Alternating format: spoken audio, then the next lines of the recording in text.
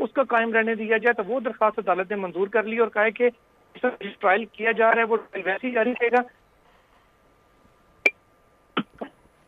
Cipher case में बानी PTI की जमानत मंजूर। सुप्रीम कोर्ट ने शाह महमूद की भी जमानत मंजूर कर ली है और दोनों मुलजिमान को 10-10 लाख के मचल के जमा कराने का हुक्म दिया है। जुल्करनैन इकबाल हमें अपडेट कर रहे थे। इसी हवाले से साइफर केस में बानी पीटीआई की जमानत मंजूर कर ली गई है। अडियाला जेल में साइफर केस जारी था। समाअत के दौरान बानी पीटीआई की जमानत मंजूर कर ली गई है और इसी के साथ शाह महमूद कुरैशी की भी जमानत मंजूर कर ली गई है और दोनों मुलजिमान को 10-10 लाख के मचल के जमा कराने का भी हुक्म दे दिया गया है। अपडेट कर रहे हैं आपको, अगर आपको हम समाअत का अहवाल बताएं तो पीटीआई के वकील सलमान सफदर ने कहा कि साइफर के खुफिया कोड्स कभी साबिक वज़ीर आज़म के पास थे ही नहीं, जिस पर जस्टिस अतर मिनल्ला ने कहा वजारत खारजा साइफर का हुकूमत को बताती है ताकि खारजा पॉलिसी में मदद मिल सके। जबकि जस्टिस मंसूर ने कहा कि ऑफिशियल सीक्रेट एक्ट का मकसद ही यही है कि हसास मालूमात बाहर किसी को ना जा सके। सिफारती मालूमात भी हसास होती हैं लेकिन उनकी नौयत मुख्तलिफ होती है। साइफर केस के हवाले से आपको अपडेट कर रहे हैं कि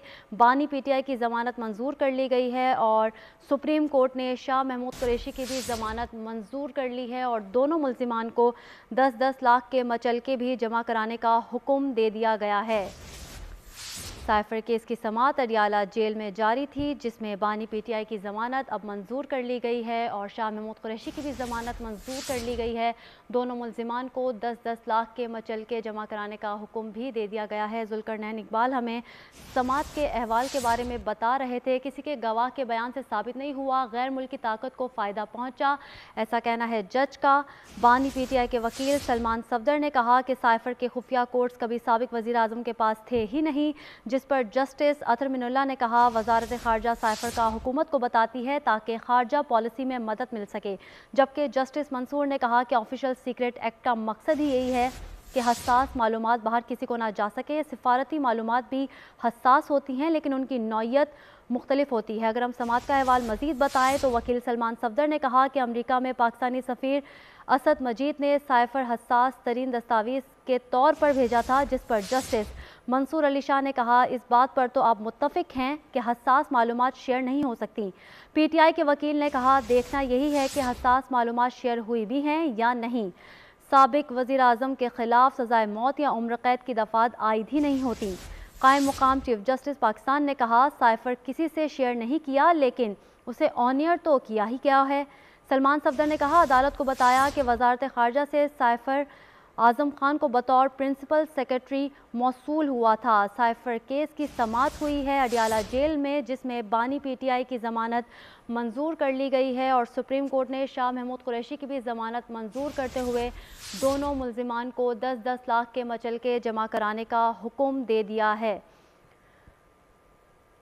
साइफर केस में बानी पीटीआई की ज़मानत मंजूर। सुप्रीम कोर्ट ने शाह महमूद कुरैशी की भी ज़मानत मंजूर कर ली है। दोनों मुल्जिमान को 10-10 लाख के मचलके भी जमा कराने का हुक्म दे दिया गया है।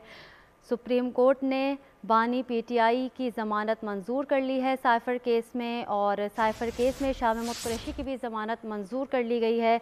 दोनों मुल्जिमान को 10-10 लाख के मचलके जमा कराने का हुक्म दिया गया है अदालत की जानिब से। समाअत का अहवाल आपको बताएं तो साइफर केस में इमरान खान और शाह महमूद कुरैशी की ज़मानत मंजूर कर ली गई है। पीटीआई के वकील सलमान सफदर ने कहा कि साइफर के खुफिया कोड्स कभी साबिक वज़ीर आज़म के पास थे ही नहीं, जिस पर जस्टिस अतर मिनल्ला ने कहा वजारत खारजा साइफर का हुकूमत को बताती है ताकि खारजा पॉलिसी में मदद मिल सके। जस्टिस मंसूर ने कहा कि ऑफिशियल सीक्रेट एक्ट का मकसद यही है कि हसास मालूमात बाहर किसी को ना जा सकें।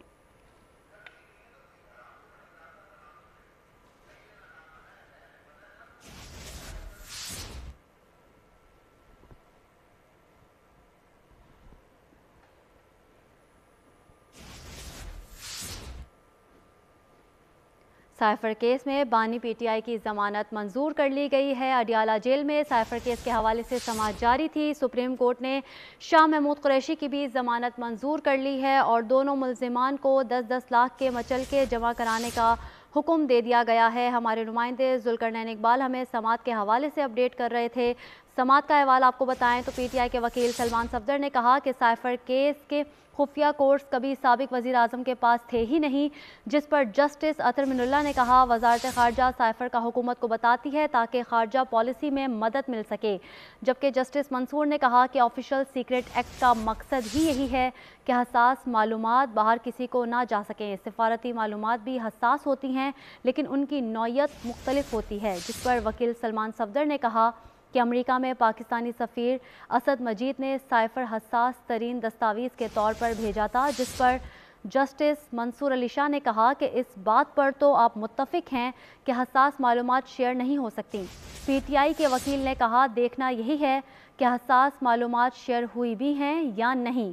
साबिक वज़ीर आज़म के ख़िलाफ़ सज़ाए मौत या उम्र कैद की दफ़ात आयद ही नहीं होती। कायम मुकाम चीफ जस्टिस पाकिस्तान ने कहा साइफर किसी से शेयर नहीं किया लेकिन उसे ऑनियर तो किया ही गया है। सलमान सफदर ने अदालत को बताया कि वजारत ख़ारजा से साइफर आज़म खान को बतौर प्रिंसिपल सेक्रेटरी मौसूल हुआ था। जिस मीटिंग में साइफर साजिश मनसूबाबंदी का इल्ज़ाम है वो 28 मार्च 2022 को हुई। चालान के मुताबिक जिस जलसे से साइफर लहराने का इल्ज़ाम है वो 27 मार्च 2022 को हुआ था। जस्टिस अतर मिनुल्ला ने कहा कि असल साइफर तो वजारत ख़ारजा में है, वो बाहर गया है तो ये दफ्तर ख़ारजा का जुर्म है। साइफर को अवाम में ज़ेरे बहस नहीं लाया जा सकता। जिस